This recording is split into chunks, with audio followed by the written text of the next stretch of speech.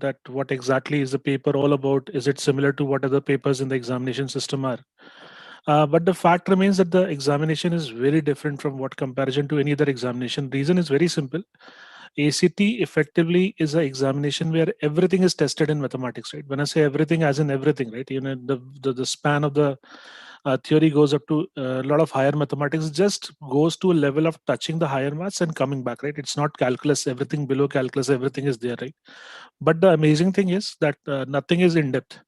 So when I say nothing is in depth, means you should know everything, but still you should not know everything exactly in detail.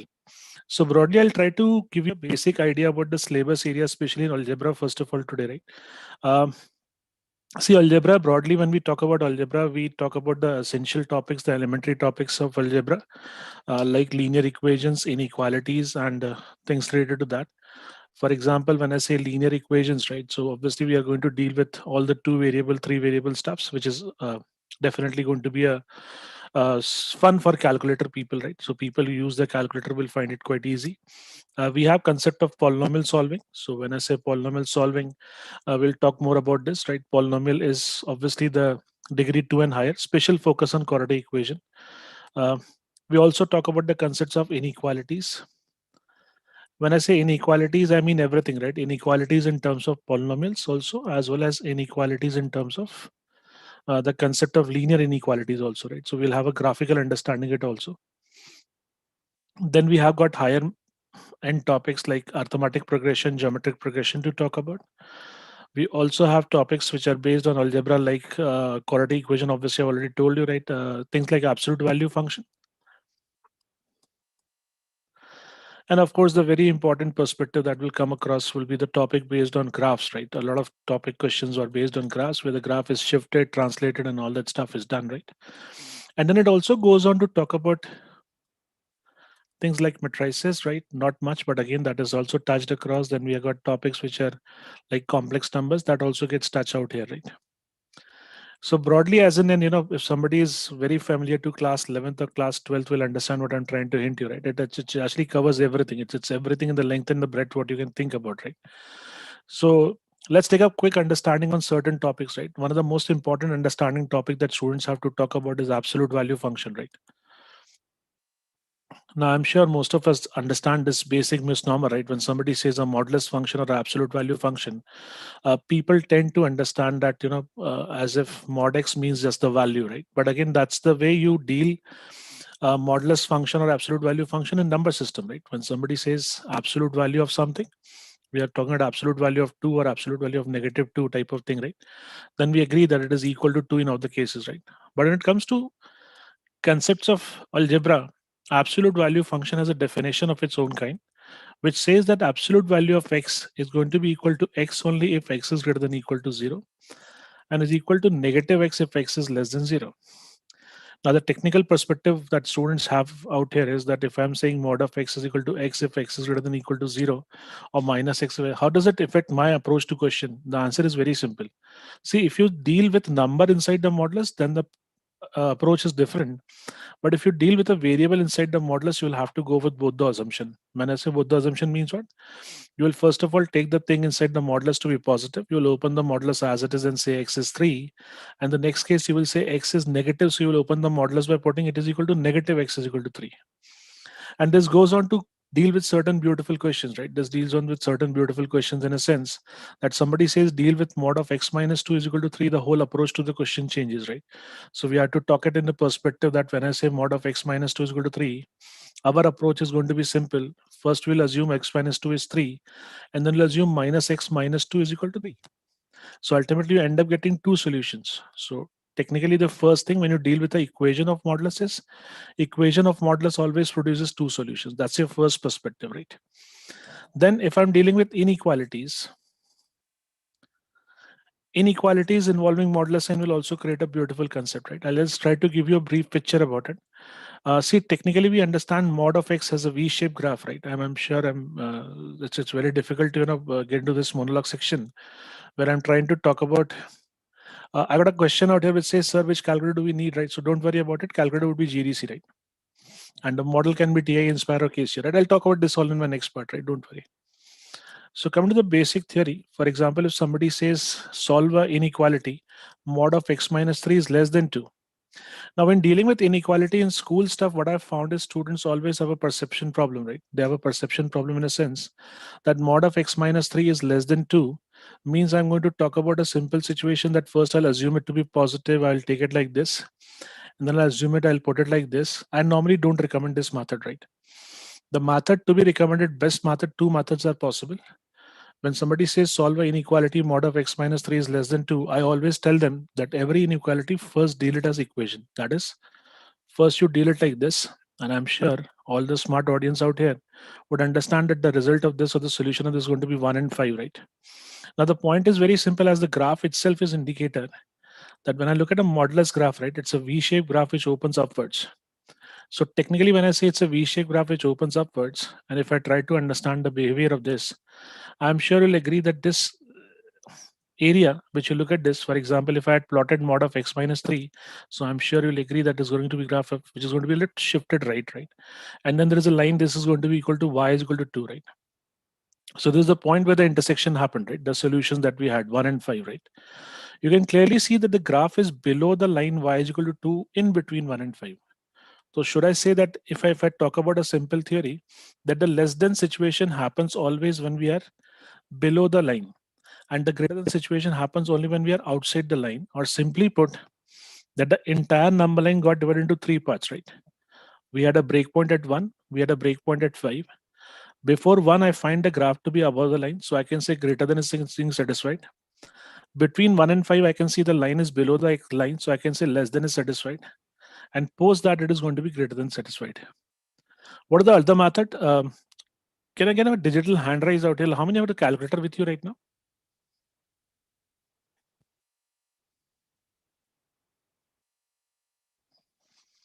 Uh, okay, fine. I think this seems to be a bit difficult. Can I get an idea which calculators we have? Okay, the people don't have the calculator. How many of you comfortable with GDC calculator would know, understand what I'm saying, that you can plot a modulus function graph directly, right? So I'll just tell you a quick idea. Normally people ask which calculator, I'll give you idea, right? If you have a CG50 or a TI Inspire, both allow you to plot a graph of this directly on your calculator, right? So when I say plot a graph of this means simple, that logic is that I will plot the graph and I will also plot the graph of y is equal to 2. That means what? Y1 is equal to mod of x minus 3, and then I'll plot a graph of y2 is equal to 2.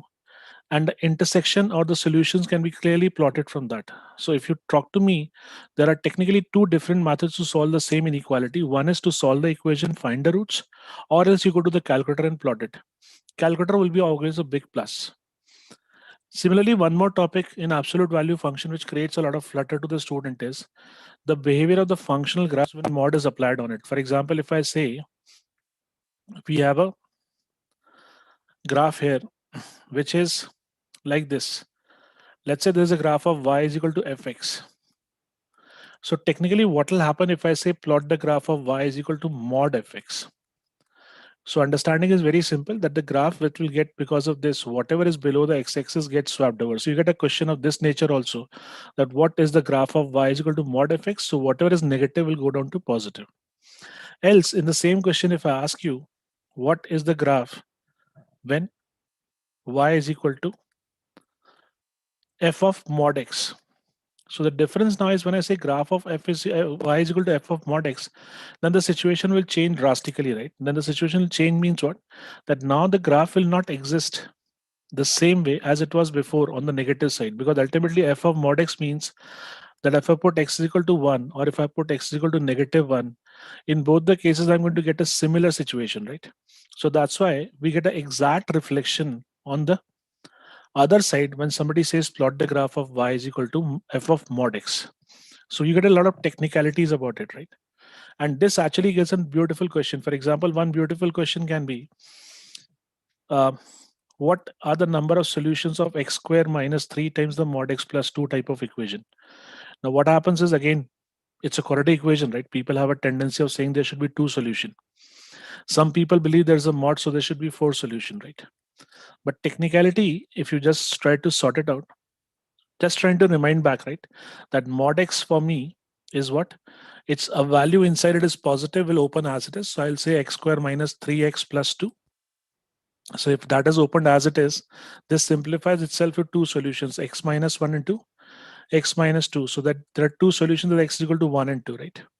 But if I say that x is negative, the same equation opens up at x squared plus 3x plus 2. And I will say the two solutions are minus 1 and minus 2 in this case. And all the four solutions satisfy my condition, because what was my condition? That when x is positive, then I've opened up as it is, right? So when you put 1 or when you put 2, you get the same solution. So these type of questions, technically we're there. In the same question, had I said x squared plus 3 mod x plus 2, right? I'm sure some of the intelligent people will understand what I'm trying to say.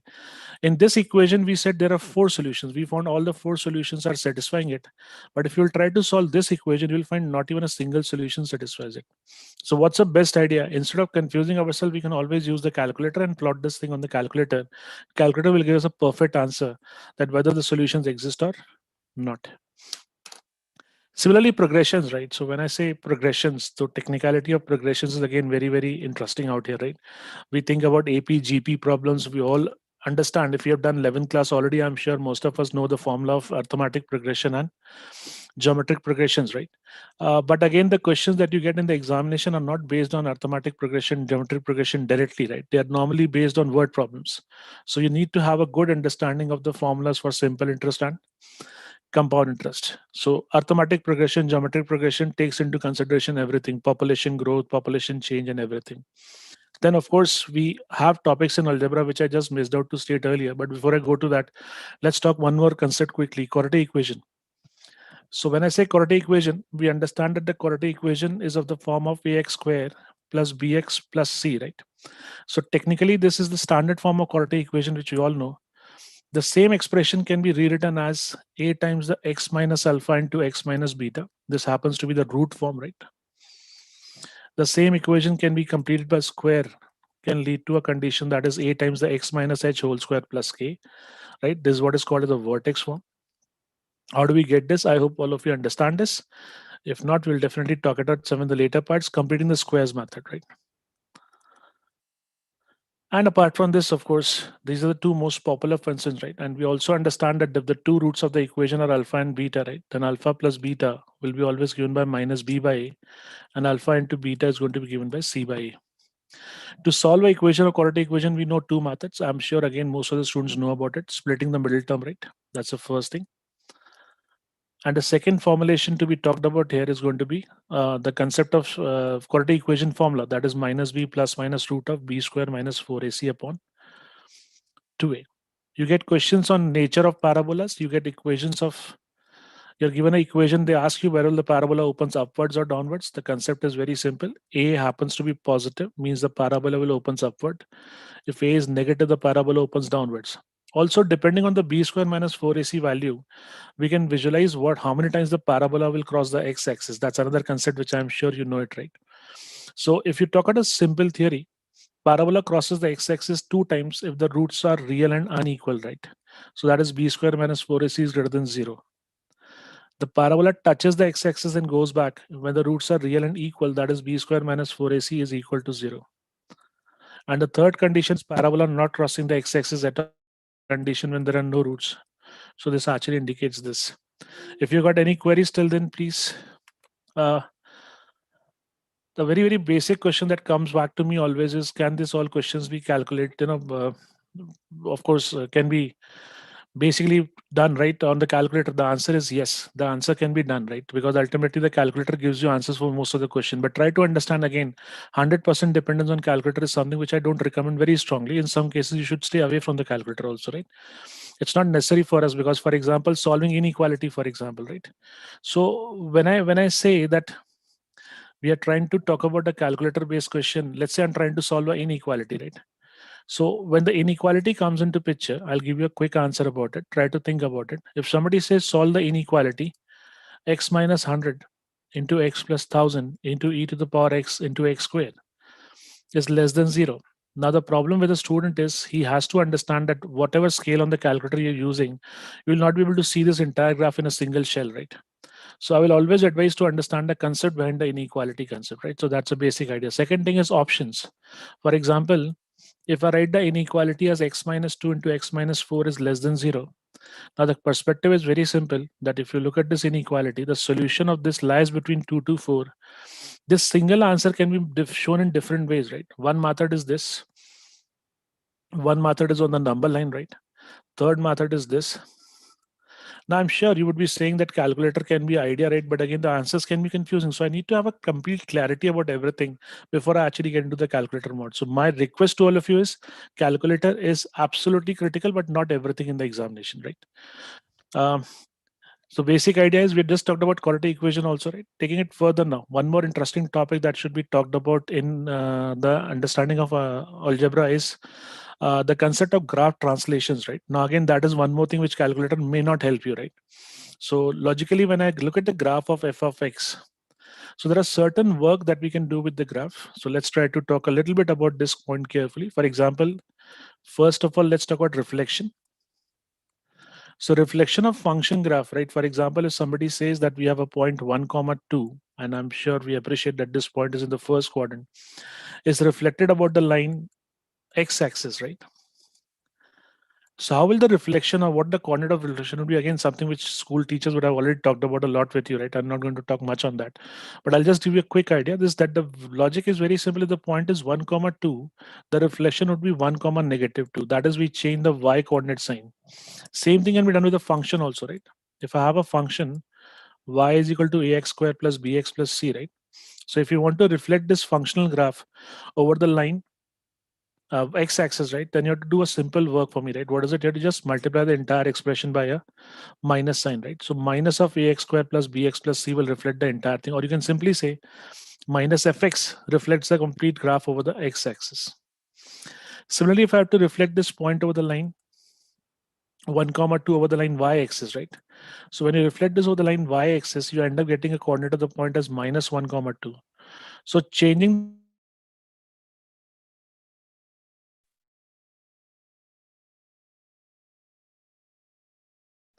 So minus fx reflects your function over the, I think my network might be just broken, right? I think it's stabilizing again. Yeah. So when I say negative fx, right? So negative fx reflects the function graph over x-axis, and f of negative x reflects the graph over y-axis. Also, at the same time, if I have a technical concept to do, what happens when I'm doing a times the fx?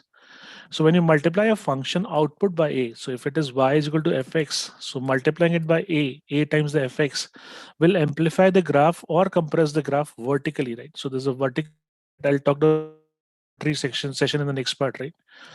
And when I say what happens when I'd say f of b times the x, this actually leads to a change in the graph in the horizontal terms. If I put a simple theory back to you, let's try to visualize this with the help of a sine x graph, right? Although that's a trigonometry, but that's the best way to understand. So that's a typical sine function graph for us, right?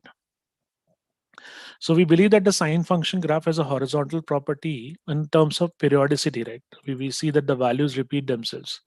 So period of trigonometric function is 360 degree or 2 pi, right? And at the same time, we can see a vertical property of the function, which is called as the amplitude of a trigonometric function, right? So amplitude of a trigonometric function in terms of sine theta especially is +1, right? The graph will rise to a maximum level of +1. So if you multiply the sine x by 2, this 2 goes on to affect the graph vertically. So my graph gets not changed in the vertical order like this. So the function which was only rising up to +1 will now go up to rise up to +2. So this is the vertical change in the graph. Whereas if I say what happens if I say sine 2x, this 2 will actually compress the function horizontally or make it move faster, right? Means if the one cycle of the graph that was happening in 360 degree, now in the same period I can have 2 cycles. So you can clearly see that I can have a functional shift as a times the f of bx. So this a affects the graph vertically and the b affects the graph horizontally. Then we, of course, we have the famous concept of shifting of the graphs horizontally and vertically, right? For example, if somebody says mod of x plus 2, right, or mod of x minus 2, right?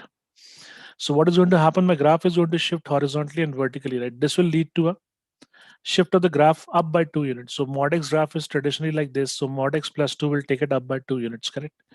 Whereas if I say mod of x minus 2 will shift the graph horizontally by 2 units towards the right. So a lot of these small concepts, a lot of these small theories, they all come into picture when we talk about the concept of shifting of graphs. Similarly, one more interesting function area, which actually is very, very critical for us to work upon, is the concept of logarithmic and exponential function. I always personally believe, math session is beautiful if it is interactive, right? But again, we as per the restrictions, we are not able to interact much. So I'll try to take you quick through on all the topics, right? So a logical thing, for example, if I say, how do we deal with the concept of exponential and logarithmic function? I'll just try to give you a quick picture of that also, right? So when somebody says exponential function, that is y is equal to a to the power x. And when somebody says logarithmic function, y is equal to log of x with the base of a, please understand, if you're not aware of it already, that these two are inverse functions to each other. Why they're inverse functions to each other? Because the conceptualization says that we have, if it's 2 to the power 7 is going to be equal to 128, right? Then the inverse function of log 120 to the base of 2 is actually equal to 7. So when somebody says what is log happens to be that power to base which you raise it, which actually leads to the output as 128. So obviously we're looking at 2 to the power 7 to be equal to 128. So the inverse function says log of 120 to the base of 2 is actually equal to 7. So technically, both exponential function and logarithmic function have a base. So when I say they both have a base, means we are looking at a base and there is a basic criteria for the base. The base has to be greater than 0 and not equal to 1. Whatever happens, neither exponential function is defined for negative logs or negative basis. Sorry, neither logarithmic function is defined for negative basis. The base has to be predominantly positive only and not even equal to 1, because I'm sure all of you are smart enough to understand that 1 to the power x doesn't make any sense for us, right? 1 to the power x is always the same value. Also, what values can I raise to this base a? I'm sure again you will appreciate, all of you, that I can raise any power to a base, right? So the domain of this function is all real numbers. What about the output? The output of this is going to be always a positive real number, right? For example, we see, I remember one of the ACT questions where they ask you to solve 2 to the power 3x squared plus 2x plus 1 is equal to negative 2. Now, the point is very simple, right? This is not possible because ultimately 2 to the power x, whatever power of x it is, has to be always greater than 0, cannot be even equal to 0. So the idea is very simple, that the logic thing is, again, calculator does not give you the answer for this question, right? You have to need to know about it, that this situation does not exist. Uh, Moving back theory. So if I say 2 to the power x, essentially 2 to the power x is the increasing function. I'm sure all of you will appreciate that what I'm saying. Uh, Okay, there is one more question I'll talk about later on, right? So when I say 2 to the power x, right? So 2 to the power x technically is a functionality we have here. When 2 to the power x is a function, if you plot it on the graph, right, it actually is an increasing function, right? Exponential function graph. It's an increasing function graph which is constantly moving up, right? Which is moving up, and the value of this is going to be increasing constantly only when the value of a is more than 1. If on the reverse side, if I try to plot 0.5 to the power x, this functionality graph will actually be a reducing graph or a decreasing graph, because when the value of x goes up, the basic value keeps on coming down. But you can clearly see in both the graphs, the graph is not going below the x-axis. The graph is always the above x-axis. The basic idea is that reason is, as I told you already also, right? That 2 to the power x is always greater than 0, never less than 0, right? So technically, the value that you see on the graph also is above the x-axis, never coming below it. Moving to one more interesting point about this, right? So this is the exponential function graph. You can see there's a common point out here. This common point obviously is going to be 0, 1, because I'm sure again the people understand that a to the power 0 in the world is always equal to 1. Now, if you try to similarly visualize the function of log of x with the base of a, right? So this x has to be only positive real number because it's the inverse of the function a to the power x, right? So when I say it is inverse of the function a to the power x, as I told you earlier, right? X is a real number, right? X is a set of real numbers, but the output is only positive real numbers. And again, we understand that the inverse function has the same domain. What is the range of the principal function, right? So here the range is r plus. So here the domain becomes r plus. And of course, the output of a log function can be any real number. We are not going to have any stoppage on that.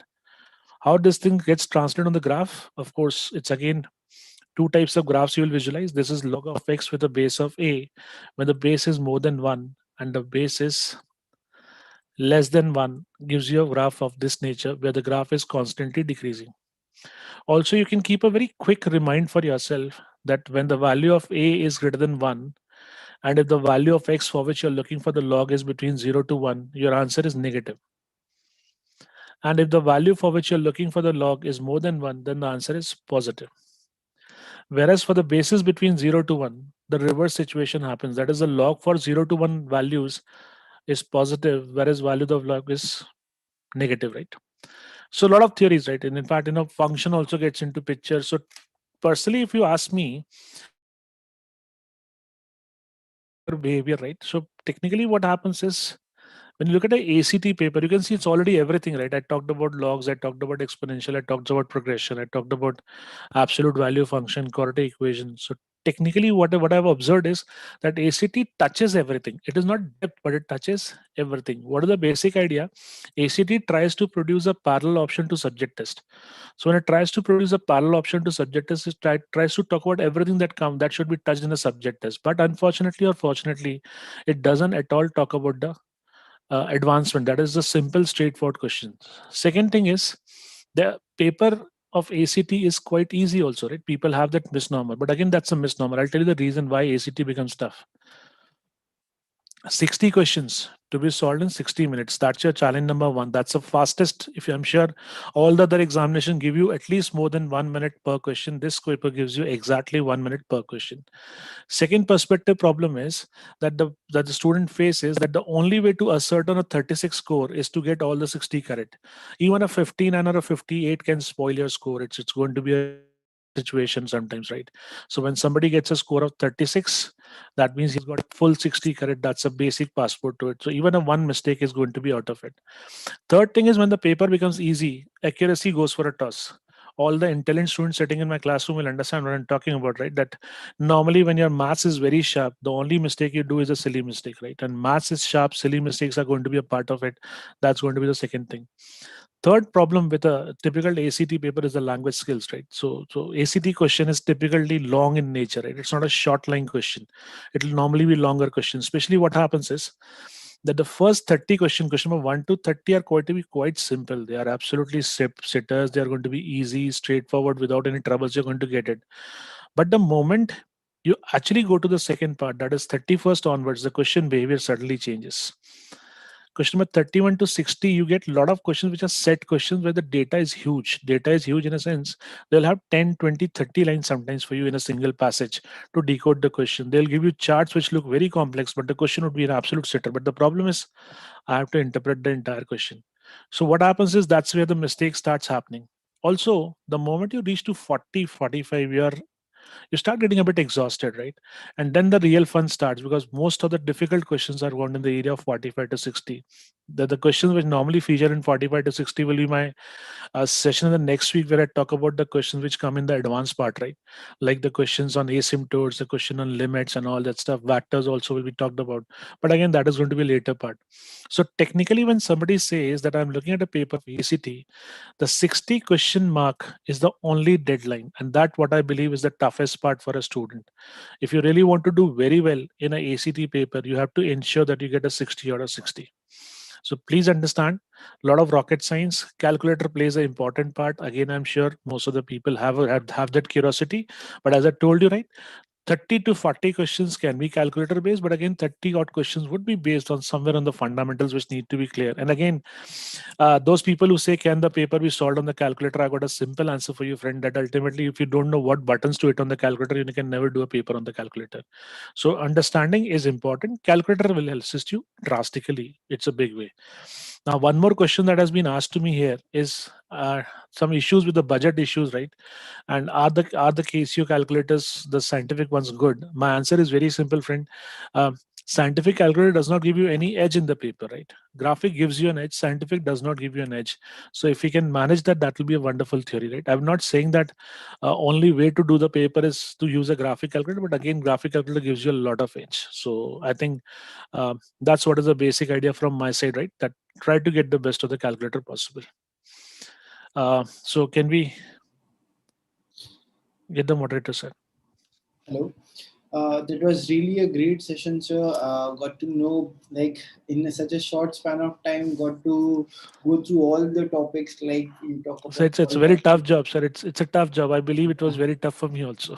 Yeah, it's really tough, and giving, like, touching very much detailed concepts as well, like talking about shifting the graphs, uh, the mirror images are along the x-axis or y-axis, all those stuff, and then coming back to the exponential and logarithmic functions, how exactly they're. So it was like a whole ride, starting from the connecting all the dots. So it was really a great session, sir.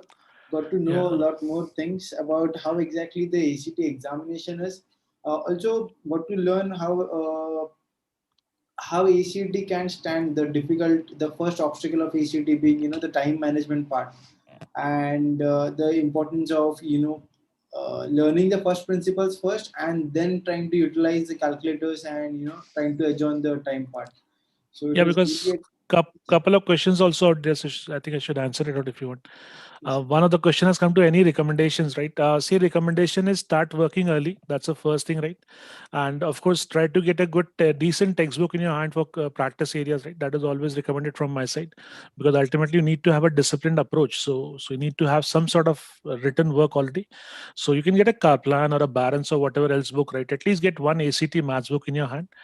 And the other question is being asked that. I have never solved questions with the help of calculator. So how should I start my preparation for math section? Friend, it's a very simple theory. First of all, don't make calculator the reason for your preparation, but calculator is a support to the preparation. So what I mean by this is whatever best calculator model you get from the market, whether a CG50 or a CG20 or a TI Inspire, all YouTube video supports are available for showing you how to operate on that, right?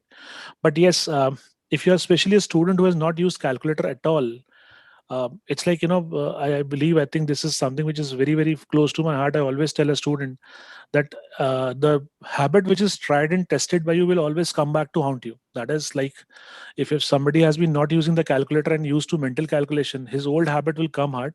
So my request to you is very simple: start practicing it and start consciously believing that I've got a lot of support. For example, I'll tell you one query, sir, if I hope the time permits us, right, sir? yes, yes. So I'll just tell you one quick answer here.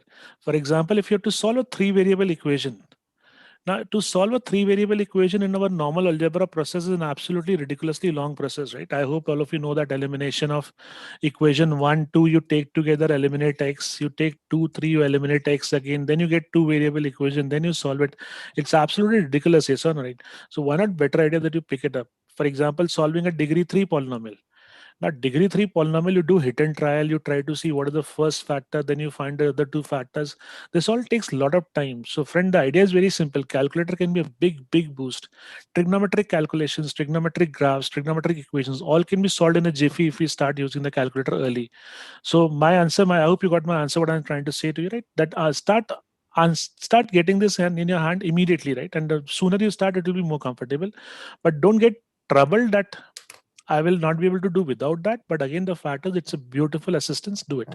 So I got both type of students in my life. Where are 10% students are there who have never used the calculator, still did well, but 90% went for the calculator. They were very happy with the results. So that's, Okay. I think, yeah. Okay, sir. Thank you once again a lot for this session, and got very much clarity about this thing. And I hope all the students you have got your queries cleared. So stay tuned for the next session at 7 o'clock. It's going to be maths trigonometry. So we will rejoin again. Thank you so once again. Thank you. I'll be there 7. Bye bye. Thank you.